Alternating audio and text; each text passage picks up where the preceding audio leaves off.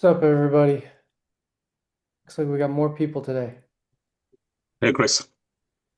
Hey,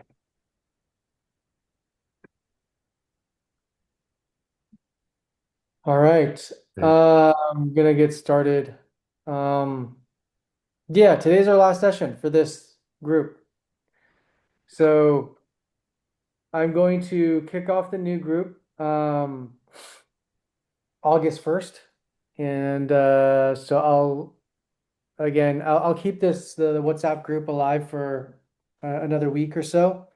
But just to be respectful for everybody, who's not going to join, who's already kind of also, kind of moved on to their own thing or checked out, it's fine. I just don't want to like annoy people. So we'll just roll you guys over that did decide to continue this into the new group. Just be on the lookout for that new invite towards the end of July. Um, yeah, and let's just start. I have a little show and tell. It's a little different than normal. I'm not going to go through. I'll share with you guys again the worksheet so you guys can all update it and do what you want from your own. Um, yeah, you guys will, Liz, you'll get notified in the new WhatsApp invite, and that'll happen towards the end of July. The new group will start August 1st. Cool. All right, and yeah, I'm gonna share with you what I kind of have put together, and then we'll go from there, and then take any questions that you guys might have towards the end.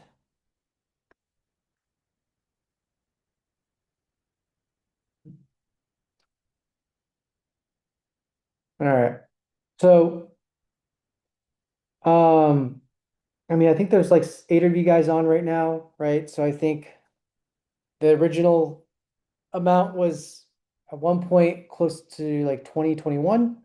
Um, So, the eight of you guys that have stuck around, thank you for sticking around. Also, pat yourself on the back because you guys are the ones that uh, probably have made quite a bit of progress in terms of what your journey looks like. Um, I'm going to share some, like, just kind of, I think, key takeaways that I want you to kind of think about as you're going through this journey as it continues, whether again you continue with me or not.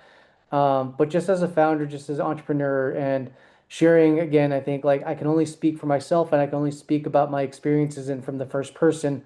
Uh, and then the reason why I do all this stuff still is not for them, it's not for money, but it's obviously, I think, to be more so, at least for me, like, and I've expressed this to you guys before, is like I've been that guy been in the 20s and 30s and you know, um, non-technical person, but always had ideas, but didn't know where to direct my energy.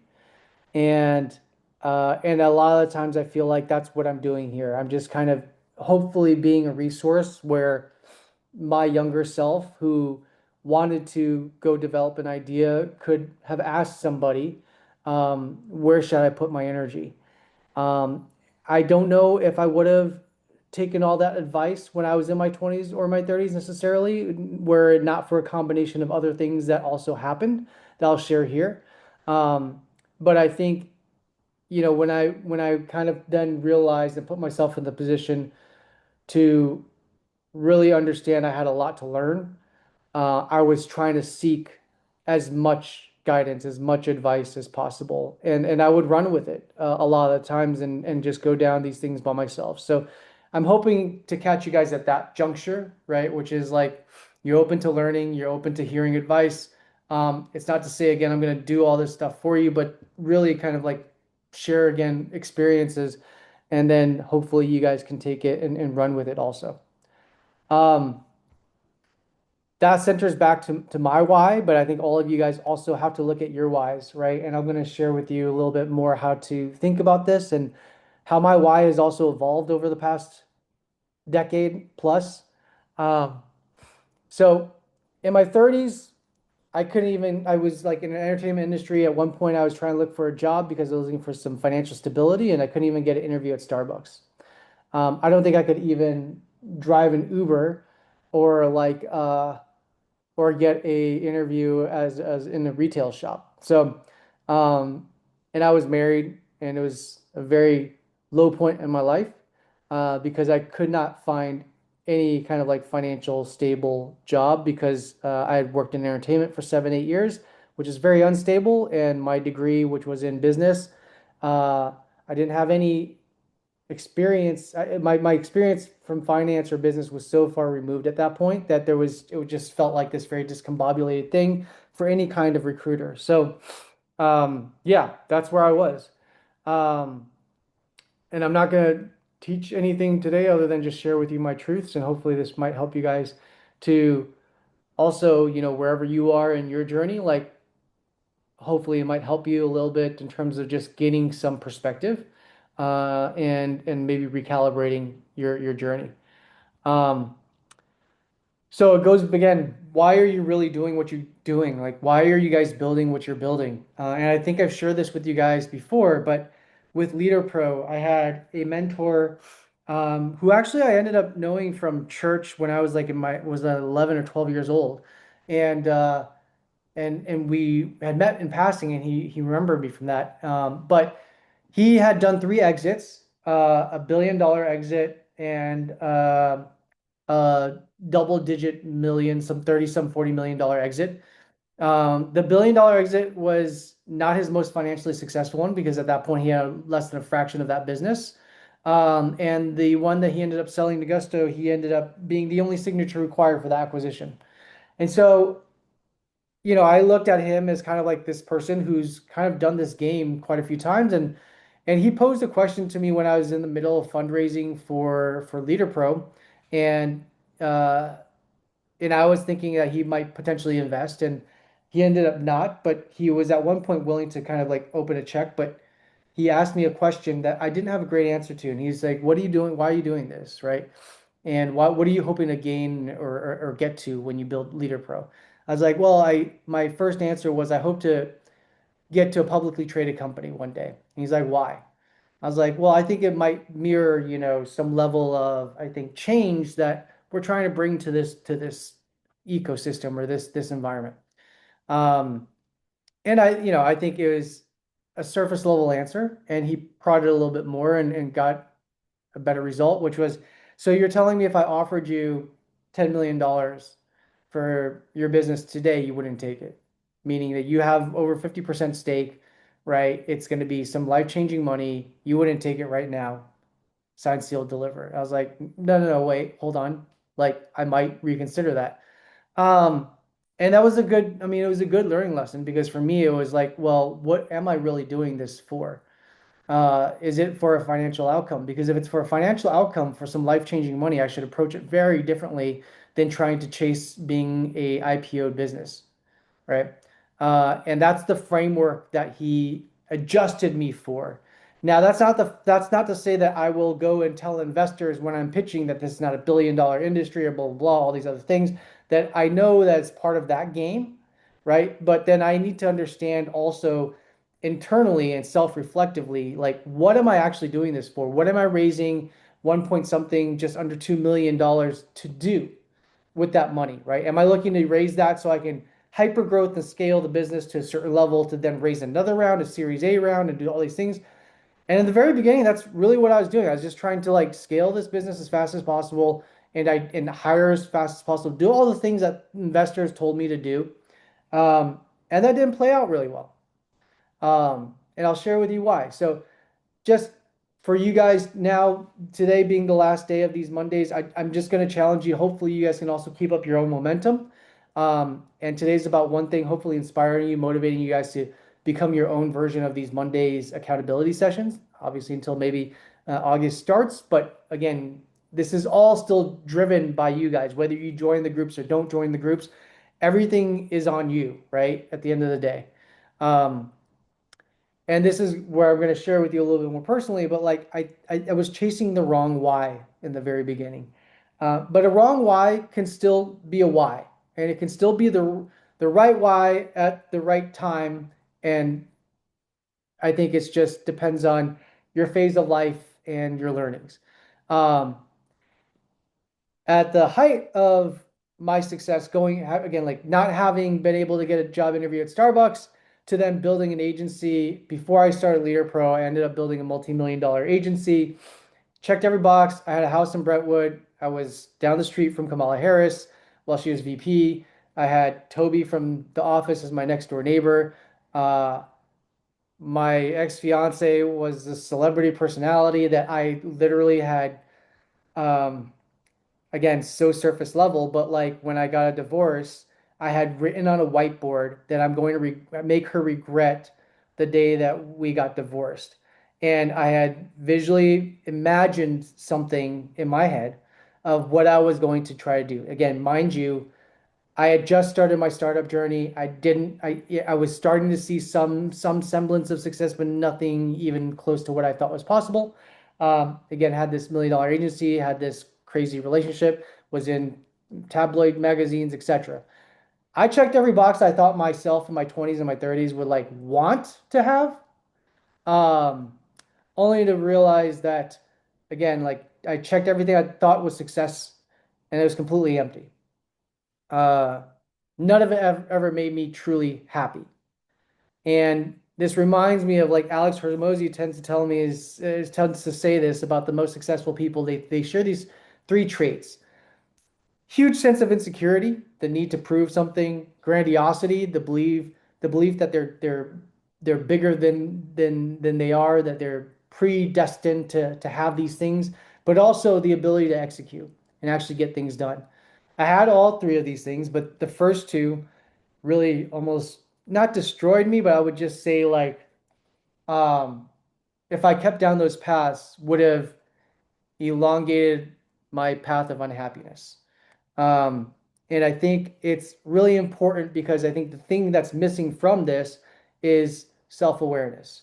So even though those things are characteristics of highly successful people, and I think it allowed me my insecurity, my idea of grandiosity, but also the ability to execute, that insecurity I had was so large that it was the thing that pushed me in the very beginning, if I'm being truly honest with myself and honest with you guys. And I think it can be a great fuel.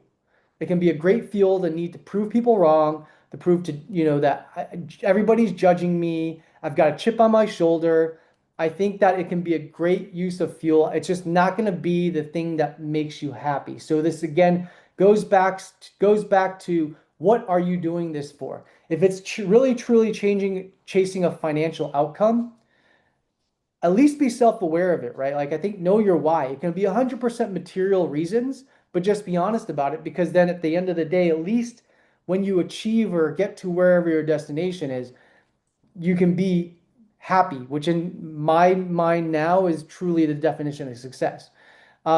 Freedom to do what you want to do. It's not about necessarily building a billion-dollar business, but it's having the financial freedom to do what you want to do. Um, but also knowing your why, it can be chasing something that's an completely unprofitable business, right? It could be just altruistically helping people. That's completely fine too. But I think you have to be self-aware to know what your why really, really is. And that's a deep, maybe philosophical question for a lot of you guys, but I think it's again, when you look in the mirror, when you wake up every day, when it's 3 in the morning, when nobody else is around you and you're still grinding at it, what are you really doing it for, right?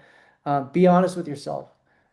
Is your ego in the way? Are you scared of rejection? Are you fearing judgment from others, right? Again, some of these things can be good to motivate you and drive you, but I think the sooner the self-awareness can kick in for you, the better it is because like it's like, all right, I know what my fuel is, and I'm just gonna keep using that fuel.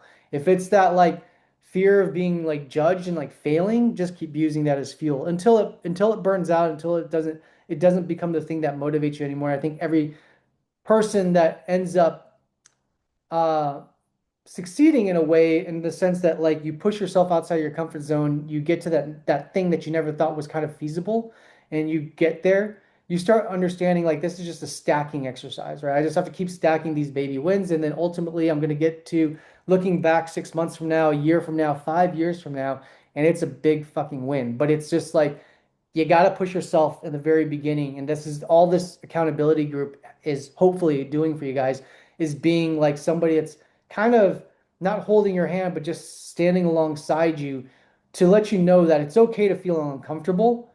but then hopefully you got to the other side of that discomfort and was able to achieve something that you didn't think that was possible maybe on your own, or you needed that little extra nudge to get there. And the reason why I think it's so important to sit with being uncomfortable is because growth, any kind of growth, personal, professional, spiritual, I think always comes from a place of discomfort.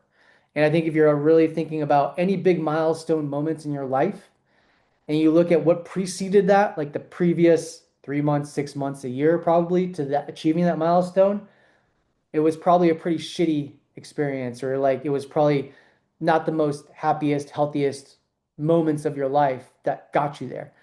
But it was, again, I think of things that I've done and that I never thought possible, running ultra marathon or like compete in a bodybuilding competition. Like I thought I mean, or like, making a movie or um, building a startup, advising people. Like I never thought I would be on the distributing end of this experience because I was always the one who was hoping to get in that room 10 plus years ago, right? Um, and I think that just goes to show that anybody can become an expert in anything as long as you keep at it for an extended amount of time. Um, So finding the why underneath the why. Would I still build this if nobody was watching? Whose eyes am I really trying to impress? Uh, I challenge hopefully you guys like to really dive into this of writing what your real why is in one sentence. You don't have to share with anybody, but it's the one that I would post up on the mirror for yourself. Um, and again, it could be a completely vain thing. There's no judgment on it. But you just gotta be honest with yourself of why you're chasing what you're chasing. And again, for me at one point, it was like it was vengeance, right? It was like I wanted to make my ex-wife sorry the day that we divorced, even though like I know to this day, like it's 50-50 and it's you know, a- probably more than 50% my fault. But in the end of the day, like whatever drives you, I think it's good to kind of like sit on it. Um, some of you guys might be feeling this, right? Like been grinding it out, not getting to where you want to be, bills still have to be paid, right? And um, rock bottom in the marathon. And we've talked about the marathon part, but I think the rock bottom part is something also, right? It's like it's what you do when you hit rock bottom that I think is really important. Um, again, like I went through this period where with my first startup, we weren't paying ourselves. So I had to find a way to make some money, right, to still keep that going. And I ended up answering phones at a cancer care clinic for $12 an hour. This is like when I was in my early 30s. My marriage had just ended, bank account, like again, struggling to get groceries, pay for anything wrong with the car. I mean, I was telling somebody this past week, just like I know what it feels like to like, drive with no insurance and like you're worried that if anything happens to your car, and again, I was driving up and down to California to kind of get these high schools, but if anything happened to the car, I don't think I could afford to fix it. I'd be stuck there, and I would have to hopefully call a friend that could answer and hopefully get a favor, right? And those were some of those driving points. Those are like, again, taking all these things that's like you're not necessarily proud of, but like can become fuel for the fire of what keeps you going forward. And then again, that Starbucks application still not answered, which is fine by me now. Um, and so rock bottom isn't just it's not just a moment, it's a season. And if you can seize that season and be able to like it still drives me today, right? Like and I think it drives a lot of people. I think like it becomes this PTSD thing that you just sit with that you're never gonna get there again because you've learned these skill sets to ultimately like I will never starve again in my life. But like but the fear still sits there. Like I know that that still comes up, and I think it happens. Like, I mean, The Rock has $7 productions because at one point he only had $7 in his pocket. And I think that's a reminder. And if you listen to some of these stories of successful people, I think you'll some of these recurring themes you'll start to identify for yourself. But it's like there's these motivators, there's these drivers that I think kind of just keeps sitting as that chip on people's shoulders to just remind them. And that's kind of like, and I think that's okay. And it's just kind of something that's gonna um, almost like just like a token that you keep with you all the time, right? And that's like the badge of honor that you wear to know where you came from and to like know what you've been through, because nobody else can take that away at the end of the day. And I think like I also know that anybody that has ever said anything negative about my journey, it's never been somebody that I've aspired to be. Nobody that I've ever aspired to be or I looked to that was somebody I was trying to get to their level. Nobody has ever said anything from those people. I've never received anything negative, right? Because I think they all know what it's like. They know what that journey's like.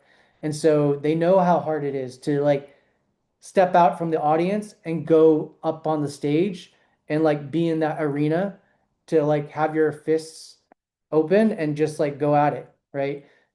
It's easy to be a spectator and give all the 2 cents that you want, but it's hard to go into the arena and fight. And most people won't do it, right?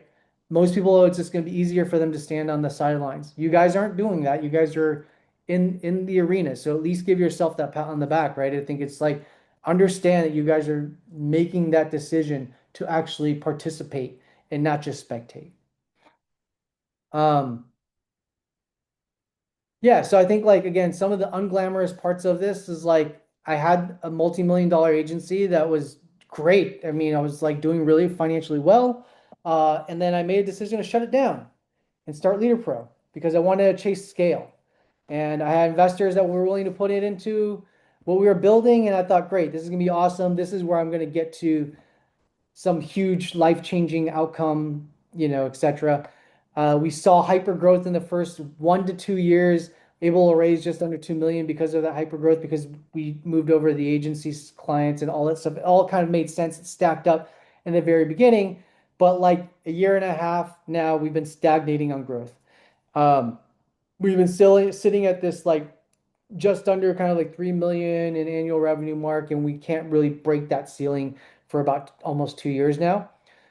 So most of that growth that happened was within that first year and a half. And the reasons are beyond, some of it's beyond our control, but we're still grinding it out today. Luckily, we repositioned the business to be cash flow positive, so we don't need to go raise money. We're not going to run out of money. We're profitable enough that we can keep iterating as long as we need to. And I got a great team of grinders that are like, look, we're just grinding it out, and we're not getting paid what market would pay us, right? But we've got equity because we believe in what we're building. We could all be making more money, right? And I know I could be making a lot more money. I know my CTO could be making a lot more money if that's what our why is. But I truly believe that, and I think we're starting to see a corner now because we're starting in the past 3 4 months, we've started to see growth kind of pick up again. Growth that we actually know the reasons why and is attributed back to the iterations of what we've been able to do to adjust to the market. But again, our investors are nowhere to be heard from. Like they're not checking in on us as like they were like when we were scaling really fast and all that kind of stuff. But we're also using that as a chip on our shoulder to prove them wrong. Right? I still feel like a fiscal responsibility to them to turn a profit, and not just to turn a profit, but to like turn a profit for their LPs, right? In terms of like what they invested. And so that's our goal. Our goal is to still get to a net positive outcome for everybody involved. And that to me is ultimately like a 40, $50 million exit. And that's really my primary goal right now with Leader Pro. Um, so this whole thing, again, I've mentioned to you guys also, but this whole thing is a marathon disguised as a sprint, right? Like everything that I've shared with you guys, playbooks, workshopping, all that stuff is stuff that I've also done myself. Stuff that I've sprinted at. Uh, some of it worked, some of it didn't work. I shared with you guys the stuff that's worked. I've also done a lot of sprints that never worked, right? So I'm not going to share them because I haven't been able to yield results. But I think it's important to um, realize the need to experiment, the need to sprint every single week, you guys should at least identify what you guys can chase that's going to move your North Star. Everything that we do that's a sprint for Leader Pro is around growing revenue. Like that's it, bottom line. So if that feature or function doesn't help us get to like improve getting increasing revenue like in the fastest speed possible, it goes lower on the priority list. And that's how we adjust our product roadmap. Because we have a stable product. So like at the end of, again, like everybody's at different stages, but we have like a stable platform. We don't have a lot of technical debt, right? There's not a lot of things that we have to refine with UI UX. That kind of stuff is good, but it's about like now, yeah, finding the levers around uh again, like a lot of our data is now spent like analyzing data around our customers and users, and then identifying bottlenecks that they might be experiencing. Sometimes that's through data that we can see by tracking their behavior. Sometimes that's literally we have to schedule calls with them. And they've gotten to this behavior where they start knowing they know that we will reach out and we constantly ask for feedback. We also institute many ways of collecting feedback through our dashboards as well. So I think it's really important to identify your organization, your business's North Star, and then just always find sprints because it may not move the needle for a year and a half, but then for us, like the last 3, 6 months, starting to see the needle move. But we've been doing sprints for the past year and a half. Okay. So it's again, see little things that sometimes work, sometimes things don't work, and then it just keep going until you find the thing that works. Um, and this is to remind you guys, right? Out of the 21 of us that started, 21 you guys that started, we're probably a month 8 more than month 6, but 8 of you guys are still standing. 62% were actually gone by month 6. Okay, there you go. 9 of 11 dropouts were predicted by one thing. No, nobody, they were not there. Number one predictor of staying wasn't talent, is just showing up. And I think that's such a critical thing for all you guys to take away is just keep showing up, dude. Like just keep doing what you're doing. Um, I think just be smart about it, right? Like get the data that you need to understand if you're showing up for the right reasons, right? Or I think it's just the efficacy of you showing up is all about making sure that you talk to the customers, you do the stuff that you need to do in order for you to um, get the right data points so that even if things are not progressing, like for us, even though the past year and plus we weren't seeing like a lot of progress on the revenue charts, we know that we're inching forward by getting our customers to do different things, right? And because a lot of our issues, again, like market related, not necessarily related to our product, but it was like the shift from SaaS to AI, right? So, not a lot more, a lot of SaaS companies were losing customers, losing market cap, losing investments, consolidating, and there's not a lot we can do about that, right? Like their willingness to spend to acquire customers went from tens of thousands of dollars to now like low thousands, right? And so like that's just the unit economics shifted. Um, so we have to either say we to the changing market, and that's what we decided to do. So we had to open up new ways for us to monetize that. Inflection points only reward the ones still running. So again, you can't get to these inflection points if you don't stay in business, right? Or if you don't still keep operating. That's for us. Same thing. We can't get to these inflection points unless we just keep going. Um, and I think also that's the same thing as just also for you guys that are doing this now. It's like position yourself in a way to keep going, right? I think this is such an exciting time to be building things because you can be very lean. You can have a team of two and you can build a multi-million-dollar a year business. It's the reality. And if you're stuck, you need to go down some rabbit holes because it's all possible. Um, yeah, I think yeah, I think you need to figure that out. Um, this goes back to being your own Monday and in short, being your own accountability group, right? Are you pacing for a marathon? Or are you just sprinting towards burnout, right? This goes back to understanding your why. If you understand your why, you keep going. If your why is to place the top three in the marathon, you're training every day, right? You're running the sprints that you need to every day. Um, if you don't know your why, it's those sprints will just feel like sprints. You'll just be exhausted, right? You're going to burn out. Um, when results stall, do you keep showing up or do you go quiet, right? Uh, I think, again, some of these takeaways for you guys to keep going is pick a non-negotiable. Pick one non-negotiable weekly rep you'll do no matter what the results are. And tell one person who will ask you about it every week, right? That's your new Monday. Well, you can even use AI for this, right? Um, but a good one for this, and I'll share with you one of like the secrets that I found to be really useful when I was trying to get in shape was I created a separate Instagram account and I posted every single day a body pic, a my daily caloric intake, and how many calories I burned. And I ran the math and I said, was I in a calorie deficit or not? I did it straight for a year. Um, and I just committed to doing it. I never publicized it. I never shared it with anybody other than I just created one for myself.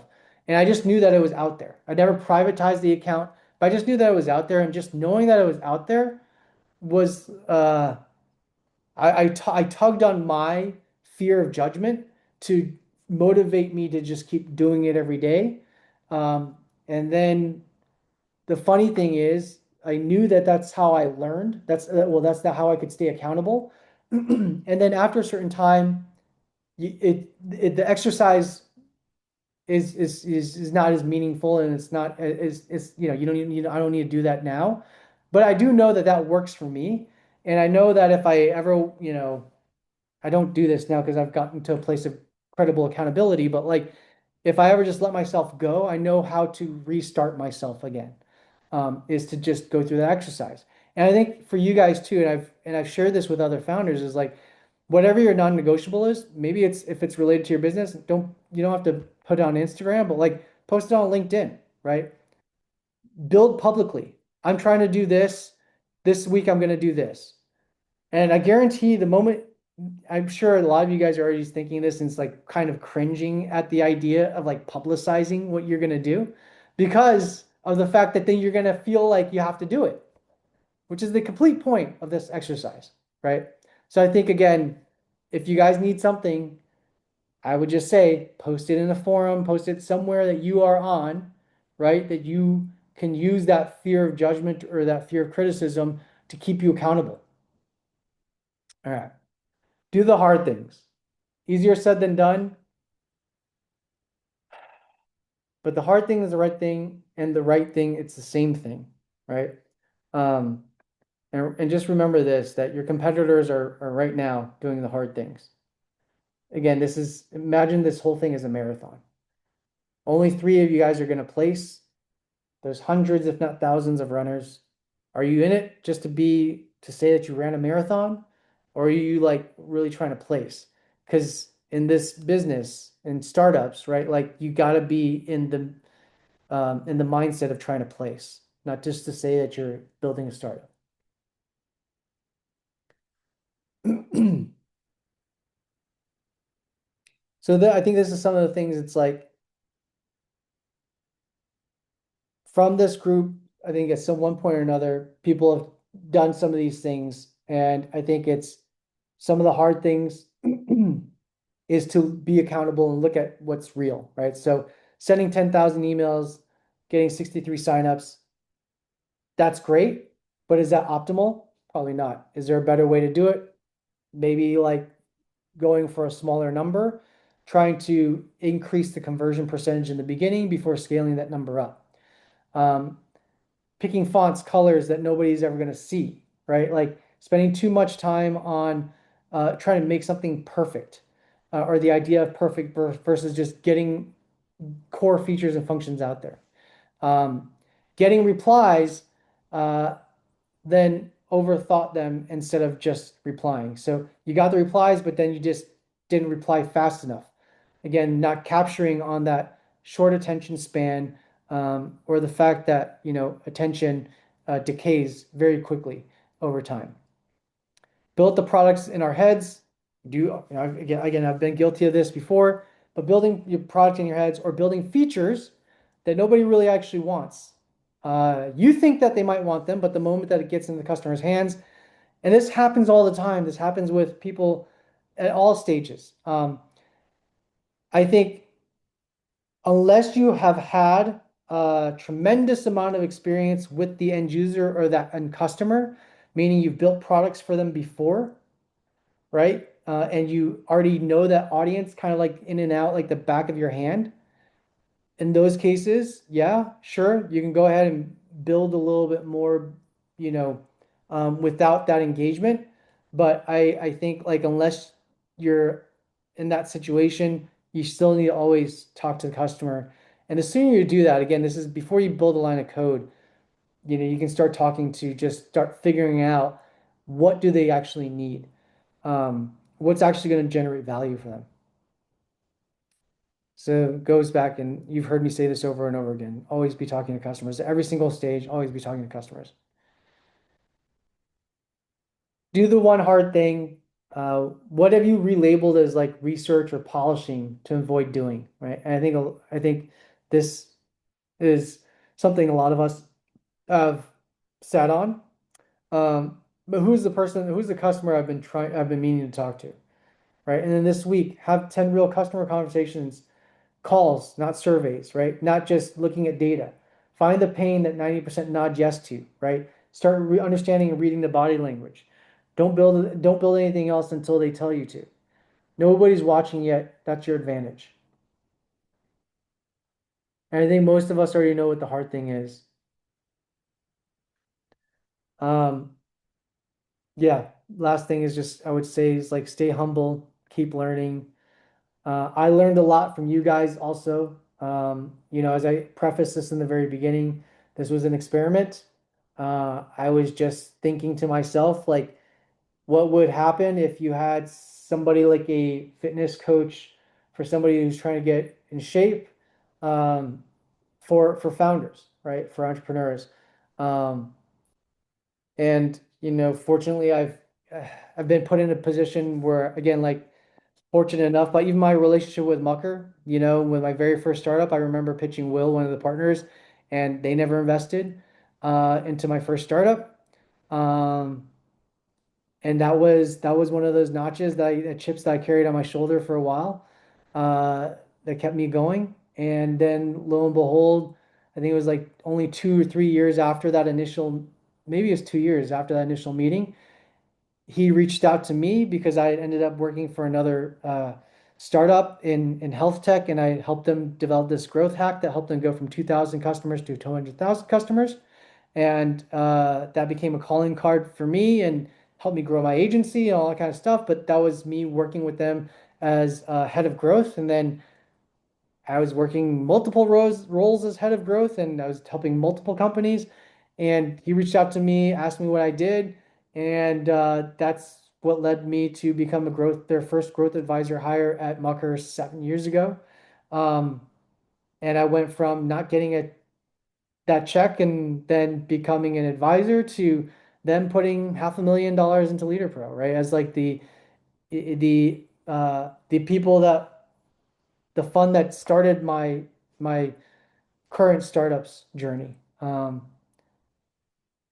Yeah, I get goosebumps even just telling that story because I never kind of pieced it all together until just kind of now, right? It's like getting that rejection. A lot of people could just quit, but like getting that rejection, keep at it, develop the calling card that they reached out to me, to now having this working relationship, to them putting the first check into an idea years later, right?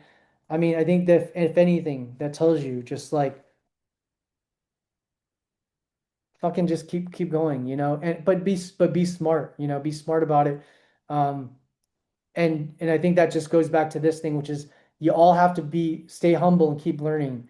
Like I was, for me, I think the combination of like the desperation, the insecurity, then the opportunity was all those things combined together put me in a place where I was so freaking hungry, right? Like not just literally like to get a check, but like I was so hungry to like find find my thing, find my place.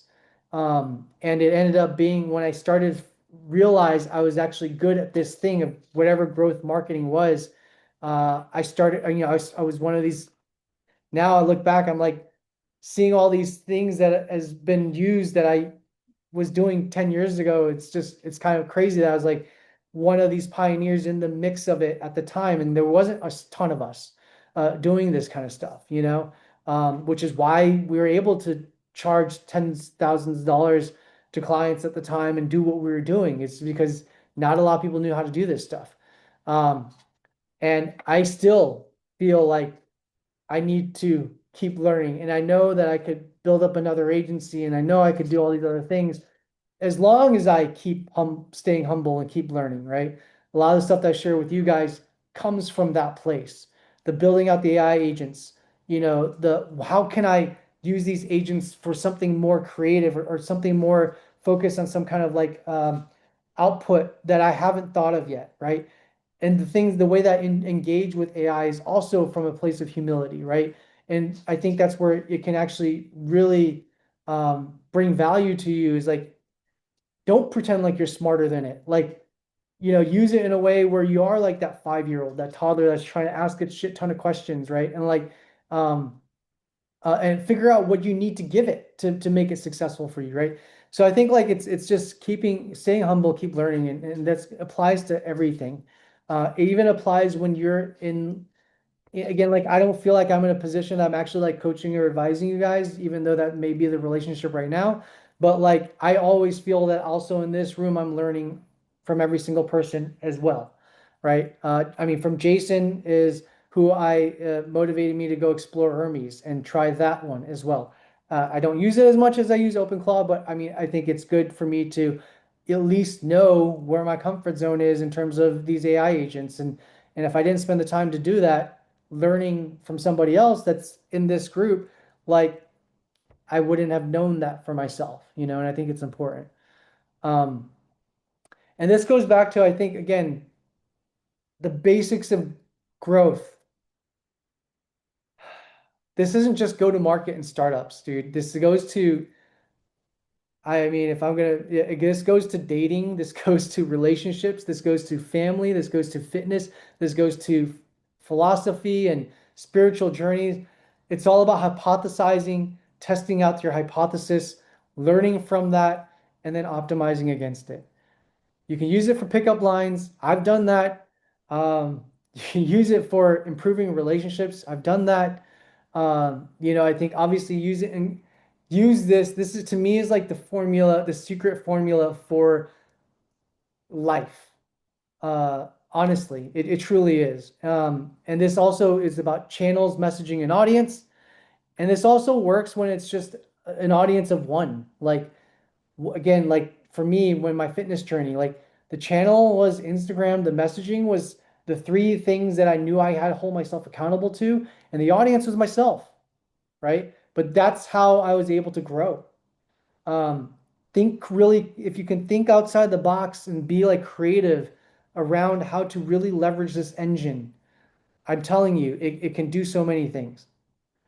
Um, Yeah, I need to IP this somehow because this I know is mine. Like this, the channels, messaging, and audience is my thing for sure. But I tell it to everybody. I think it's so important. Um,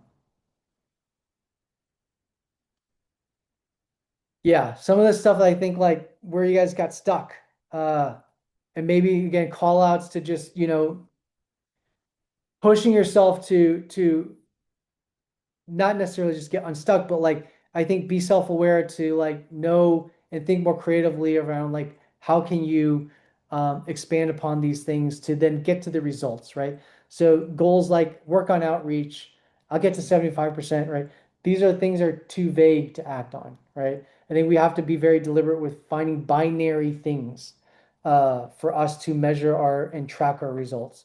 TikTok didn't work. What does that mean, right? Like, don't be married to that channel. just be if that didn't work, it's better to come back and be like, I tried TikTok, it didn't get me any results. I tried then Facebook and it got me this, but it doesn't feel like it's the most optimal. But I got one positive result when I switched the channel, right? Or like I tried TikTok, videos didn't work, but I ended up trying TikTok with carousel images and it ended up getting these results, right? So I think it's again, don't come back with a vague answer, but figure out how to uh, test things in a way that again gets to some kind of binary outcome. And keep going until you do get a result. That's where it's like don't overly think, don't overly strategize. Um, I deal with this with the other accountability group that I'm working with now. That's like the Balkans, but like everybody over strategizes, and it's not about just executing. In the very beginning, it doesn't really matter. Like this is a really literally like you're throwing spaghetti against the wall to see what sticks, and then when you understand when it sticks, that's like oh okay, the timing, the heat, and the temperature. That was all what made it stick at that very moment. And then how do I repeat that again, right? And that's what you're trying to figure out. This goes back to attaching a number, marry the outcome, right? Where am I guessing when I could be asking? Am I committed to a channel or the result? Focus on the result. Here's again a goal that you guys can do, but rewrite a goal with a number, pick the outcome, let the channel be disposable, test one variable at a time so you can actually learn something. This goes back to also figuring out what's going to move you. I really do challenge you guys. Like when you guys figure out what you want to accomplish on your weekly milestones for yourself, post it somewhere. Tag me in it. I'll tag me in it. I'll see how many of you guys, I think there's 8 of you guys today. I'll see how many of the 8 end up tagging me in something, whether it's on LinkedIn, on Instagram, on Facebook, or wherever. Tag me in it. You know what I mean? It's gonna be something that like will, I guarantee you, just like whether the fact that I may not even see it, the fact that you think I might see it is gonna be enough to hopefully hold you somewhat accountable, right? And this again goes back to your why. If you're not going to do that, if you're not going to post it, if you're not going to define the milestones, why not? Right? Why or why not? Why are you going to do it? Right? Those that you end up doing it, why are you doing it? And hopefully that keeps you going and doing it every single week. I'm telling you guys, you have free reign to tag me in anything that you guys are going to want me to check in on or just want me to hold accountable through digital. That's fine. But why not too, right? If you're not going to do it, what's the reason behind it, right? And that's fine too, but be honest with yourselves, be self-aware. So what I don't want to happen is like you guys go down this idea of building something for the wrong reasons. And 6 months, a year down the line, you know, you wasted a lot of money, you wasted a lot of time. Um, and and maybe it's just like, it's not in the cards for you, and which is totally fine. There's plenty of founders that it's not in the cards for them. They go back to something else. Um, but I think it's really important, for that might be a part of your journey. You might have to go through the 6 months in a year of like going from for the wrong why, like I have in the past, in order for then you to get to the right one. Okay. So I'm not going to discourage you from doing that, but I think like, um, I do think that the self-awareness thing is really helpful to, I think, like shortening the suffering. And suffering when I say suffering, it's just like uh, suffering in the sense of like, you know, now like I feel that I have a different relationship with discomfort. I have a different relationship with suffering. That's like it's an accepted part. Like you everybody around me now like knows that I really don't complain about anything. Uh, and there's still a bunch of things I could complain about. Like there's still a lot of hard shit that I do, but I have a very different relationship with it. I just accept it as part of the journey. And when you accept hardship, when you accept suffering, I mean, it's like it's just a different thing. But I've also like it's like a muscle that I've built up over time, that I'm able to now have this relationship with it. Um, I wasn't in that place maybe 3 years ago, and I wasn't in that place definitely 5 years ago, and hell no 10 years ago, right? Like, but it is a muscle that I think that relationship with discomfort, suffering, struggle, etc., is something you can build up a tolerance to, and you can just have a different relationship with it. Um, yeah, man, I'm happy. Like I am living my best life right now. I'm talking to you guys. I am in Montenegro. I just did a boat ride this afternoon. I trade my work days for work nights. And I love it. I don't go out. I don't have anything that I really want to do at nights, right? So it's not about that for me. It's just about being out in nature, being out during the day, and I get to do that. And I'm not, my net worth, well, again, like if I remove what I'm worth on paper from Leader Pro, like my cash in the bank is lower than my height of when I was running the agency because I spent a lot of stuff on material things, but I have enough financial freedom that I'm able to do what I want to do when I want to do it. And I think that's really for me the most important thing. And again, like um, on paper, I'm worth more because I have this equity stake in Leader Pro, and the value of that is a lot, but it's nothing until I can get to some kind of outcome, and that's where my focus is on now, is to get to that outcome, and hopefully 2, 3 years from now, or maybe a little bit less than that, I hope to get to that outcome. Um, but that's my reality, right? And yeah, I think that's important for everybody to know, everybody to also know what your personal drive is, because that will have been at that point, if I'm getting to that outcome, then it's 7 years in riding that roller coaster, right? And that is the average time it takes to get to some kind of exit. Just so you guys are fully aware. It doesn't happen, the first 3, 4, 5 years. Most of the times, even though some those are the ones that we read about in TechCrunch, sometimes it's a lot longer than that, 10, 12, 15 years. And so the median of it all is about 7. And this whole thing connects. Your why fuels the marathon. The marathon is run by showing up every single day. Showing up means doing the hard thing. The hard thing is talking to your customer. The customer tells you what to do next. 5 questions, 5 moves. I hope you guys ask this for yourself. Would I build this if nobody is watching? Um, Marathon or sprint? What am I calling research versus what am I able to execute on now? Am I guessing or am I asking? Right? So much more valuable to get an answer from customer than it is to get an answer from a one-sided conversation with yourself. Or even just like, again, internally within the business is still a one-sided conversation. What channel message moves me? Again, use yourself as an audience. Think about that as context for how you start engaging with others. Going back to your why, you already know your truth, so act on it or don't, but know the reason why you do or you don't do. And I wish you guys all the best of luck. Again, feel free to tag me in anything that you guys want to be accountable for in the next month and see how many of you guys do it. But that's my spiel. That's the 8 months. Thanks for sitting in it with me. And yeah, any questions?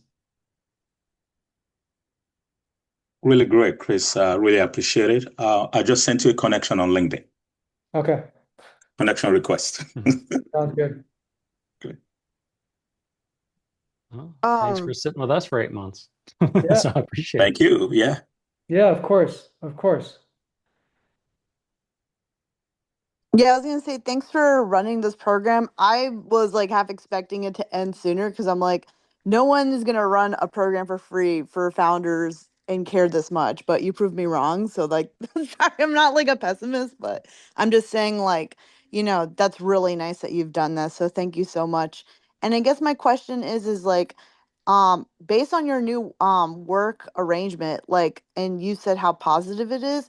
Do you feel like the time zone difference has like really helped facilitate that?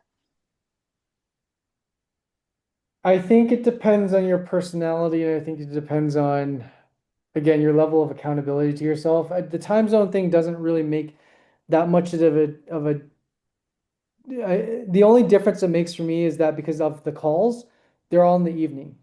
But Mm-hmm. I still start my work days I still do work throughout the Mm-hmm. days. I just have the freedom to do activities during the day. Mm-hmm. Then do you know what I'm saying? So like Yeah. it doesn't mean that I don't work during the day. Like a Mm-hmm. lot of the times when I'm still based in Prague, like I am doing work, but I'm doing it from the gym uh Mm-hmm. at 8 a.m. or 9 a.m. Right? Yeah. So when it's still nighttime for you guys, but it's like I'm still doing stuff. So it's like I have a different relationship with work also, I think, than most average people. But again, like as founders, you guys probably already know this. You guys are already thinking about your business all the time.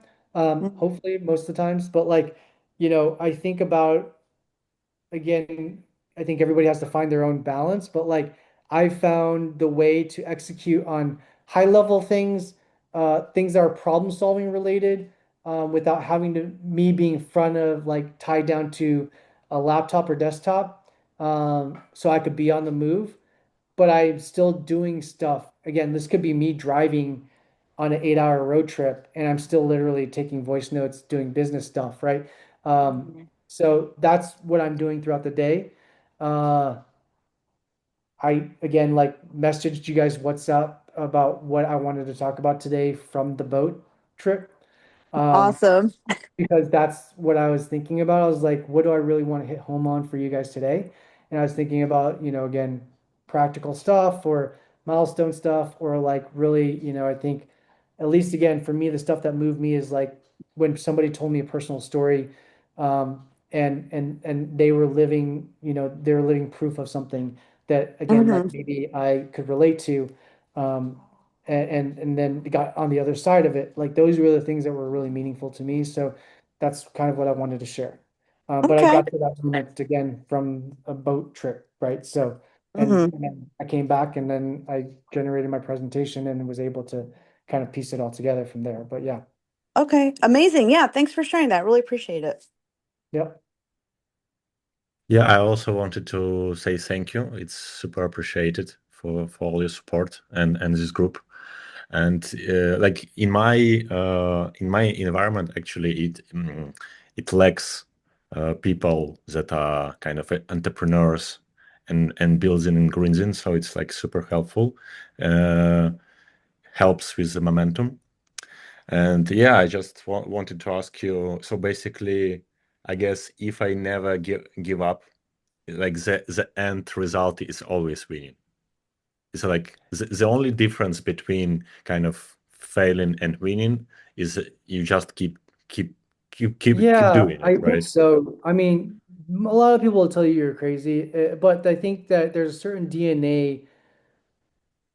If you like, I would never, I can't imagine myself ever working for somebody ever again. Like, and I don't think I could have, and I haven't worked for somebody since I was 23 years old. Like, and so, uh, um, I hadn't have not had a steady paycheck since 23 years old. And so, uh, I think that there's a certain DNA that comes with that. And, um, I don't know. I mean, I think I just don't want to recklessly say like just keep going at it. I think like there's some people that I think like their DNA is not cut out for that, and then it's like I can kind of see like, oh shit, like they're gonna have to go back to doing something because it's just not, they don't have that grit. But Hmm. I think like if you really believe in something like, and I guess like the feelings for me were like in the very beginning, it was that chip on my shoulder of like, I don't want anybody else to win. And the only way I know I'm not going to let anybody else to win is I'm going to work harder than them. I'm going to do anything I can possibly to like outwork them. And I did that for like the first 5 years of my entrepreneurial journey. And that didn't mean I got the furthest. But I just knew that that was like the only way I had. I wasn't smarter. I started later. I didn't have a technical background. So I knew I was self-aware about where my weaknesses were. And so the only thing that I knew that I could do was put in more effort. Um, and to that point, I would say like I've worked with some freaking really smart people, uh, people that came out of the Ivy Leagues that my parents taught me were like going to be the ones that were successful, that I ended up advising, that like from MIT, from the Harvards, and from that stuff, that don't make it because they don't have that DNA. Mhm. And it's the ones that were great at creating the business proposal, but not the execution. And there's nothing to replace the execution. So that to me is like, keep at it. But I think to that point also just make sure that there are ways to be smart about it also. Like make sure that you're getting data back to show that you're getting momentum, that you're getting progress. And it sometimes will take a while, but I think it's just the more, that's kind of, I would say, like my biggest learnings is like the more I started looking at data, the more I started becoming, leaning into that kind of stuff is the more I ended up being more productive, more seeing like bigger results. So it wasn't, bigger results is the difference. I would see small results. I would still see progress from grinding it out, but it wasn't as big as when I started looking at the data and started like really eliciting the feedback. Yeah, I think because it's like a race with yourself, with your own mindset. For sure. What comes first? Comes first? Is that the inflection point, or you know you just give up? Yeah. I mean, a lot of people like so many. Seth Rogen talks about this, right? He's like, he said this in an interview, which is, I have friends that are very not talented, but the only difference between them and my talented friends are the ones that they didn't give up. Like, they're this is the only way for you to get there. I mean, you'll hear those stories of those actors that just like were on Yeah, the verge of giving up all the time and just ended up going on that next thing, and that was the thing that kind of broke, right? So like it's the same thing with entrepreneurship. To be honest, it's like you gotta just keep going until you find the one thing that works, and then that can be the hockey stick trajectory. yeah, You think about like Slack, for example, right? Like it was a gaming company that wasn't going anywhere, and then they built this internal tool that ended up being the thing that became Slack. All right. So I think just be open to the signs, but nothing replaces keep going. Cool. yeah. All right, guys, for you guys that are sticking around next time, I will be keeping in touch with you guys. And yeah, enjoy your July, enjoy your summer. But keep going at it. Yeah. Thanks so much, Chris. I appreciate it. Thank you so much. Thank you so much, Chris. Thanks. Really, really appreciate you. Appreciate it. Thank Sounds you. good. All right. Right.